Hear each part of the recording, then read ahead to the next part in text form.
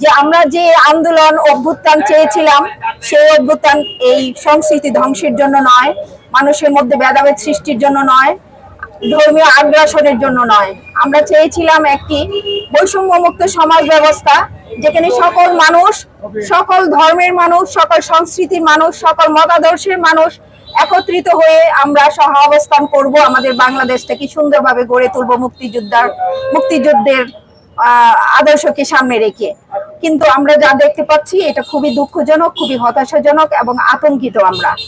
আমরা দেখতে পাচ্ছি এখানে নারীর বিরুদ্ধে সোচ্চার হয়ে যাচ্ছে কিছু একটা মহল, সংস্কৃতির বিরুদ্ধে সোচ্চার হচ্ছে। যত কিছু পজিটিভ জিনিস আছে, আমাদের যে অরিজিনাল আমাদের দেশের যে কালচার, সেটাকে ধ্বংস করার জন্য একটা দল, একটা গোষ্ঠী মানে খুবই সক্রিয়ভাবে কাজ করছে, এবং দেশের মানুষ সেভাবে সক্রিয় হচ্ছে না তাদের বিরুদ্ধে। তো আমরা এখানে দাঁড়িয়েছি আজকে, যারা দাঁড়িয়েছেন সবার সাথে আমরা সংহতি প্রকাশ করছি বাংলাদেশ মহিলা পরিষদের পক্ষ থেকে। আমরা চাচ্ছি যে সারা বাংলাদেশে আমরা যদি সবাই সোচ্চার হই, তাহলে এই মুষ্টিমেয় কিছু দল আমাদের এই দেশের সংস্কৃতিকে ধ্বংস করতে পারবে না, আমাদের নারী আন্দোলনকে থামিয়ে রাখতে পারবে না, নারীর অধিকারকে ভুলণ্ঠিত করতে পারবে না, নারীকে ঘরে ঢুকিয়ে দিতে পারবে না। আমরা একটি বৈষম্যমুক্ত সমাজ চেয়েছিলাম, সেভাবে আমরা গড়ে তুলবো।